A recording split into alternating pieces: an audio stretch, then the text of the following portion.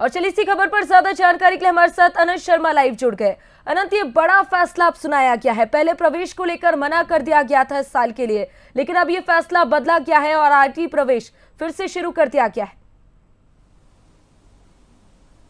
बिल्कुल, देखिए, असहयोग आंदोलन निजी स्कूल संघ के द्वारा प्रदेश में चलाया जा रहा था, जिसके चलते देखिए असहयोग आंदोलन लगातार चलता हुआ नजर आ रहा था। लेकिन अब एक बड़ा फैसला लेते हुए इस पूरे असहयोग आंदोलन को तो जारी रखा गया है, लेकिन जिस तरीके से आरटी के तहत जो एडमिशन बंद कर दिए गए थे उस व्यवस्था को फिर से बहाल कर दिया गया है, जिससे साफ तौर पर वंचित वर्ग के जितने जो बच्चे हैं उन्हें बड़ा एक फायदा होता हुआ नजर आएगा। लेकिन मेरे साथ फिलहाल देखिए प्राइवेट स्कूल एसोसिएशन के अध्यक्ष हैं राजीव गुप्ता जी, इन्हीं से समझते हैं। इतना बड़ा फैसला लिया, लेकिन सरकार से लगातार आप लोगों की तनातनी भी हमने देखी, शिक्षा विभाग से लगातार आप लोगों ने बातचीत की।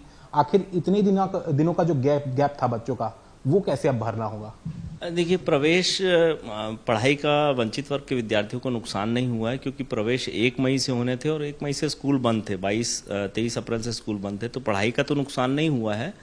लेकिन समग्र रूप से प्रवेश ना देने से होता ये कि इस वर्ग के जो विद्यार्थी हैं, वंचित वर्ग के विद्यार्थी, इनको और कोई रास्ता नहीं है इंग्लिश मीडियम अच्छे स्कूलों में पढ़ने के लिए। सरकार के इंग्लिश मीडियम स्कूल नहीं हैं, इंग्लिश मीडियम स्कूल थोड़े से हैं, वो भी आत्मानंद स्कूल, उसमें भी प्रवेश की स्थिति बहुत खराब है।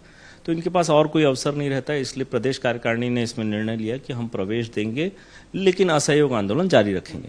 अगर कुछ मांगों की अगर बात की जाए, प्रतिपूर्ति की राशियों की बात लगातार निकल कर आ रही थी, किस तरीके से मांग रहेगी? और ये जो असहयोग आंदोलन आप लोग जारी रखने की बात कर रहे हैं, उसमें किस तरीके से आंदोलन आप लोग जारी रखेंगे? देखिए, इसमें जो प्रतिपूर्ति राशि बढ़ाने की जो हमारी मांग थी, उसमें इनके पास कोई जायज कारण नहीं है नहीं बढ़ाने का। हमारी मांग जायज इसलिए है कि 14 सालों से इस राशि को नहीं बढ़ाया गया। आप जब इनसे बात हो रही थी लगातार मीडिया में, आप मीडिया ने बहुत सहयोग किया, आप लोगों ने बहुत सहयोग किया। उनसे जब भी ये बात होती थी वो एक ही बात करते थे कि 3 प्रदेशों में हमसे कम है, तो 15 प्रदेशों में हमसे ज़्यादा है, उसकी बात नहीं करते थे। अब जो आंदोलन, असहयोग आंदोलन जो जारी रखने की बात हो रही है, उसमें हमने जो अभी निर्णय लिए हैं उसमें ये कि हम माननीय जो एचआरडी मिनिस्टर हैं अभी धर्मेंद्र प्रधान जी, उनको चिट्ठी लिखेंगे और माननीय मोदी जी को चिट्ठी लिखेंगे। मोदी जी को 1 लाइन की चिट्ठी लिखेंगे, यहाँ का स्कूल शिक्षा विभाग अक्षम और संवेदनहीन है।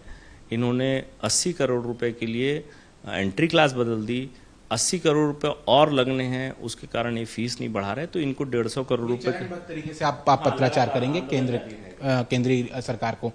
कल से जो एडमिशन है वो शुरू हो जाएंगे, लेकिन इस बीच अगर हम कुछ आंकड़ों की बात करें तो देखिए 1 मई से ये एडमिशन शुरू हो चुका है, तो अभी तक जिलों की अगर बात की जाए तो क्या परफॉर्मेंस देखा गया है निजी स्कूलों की तरफ से?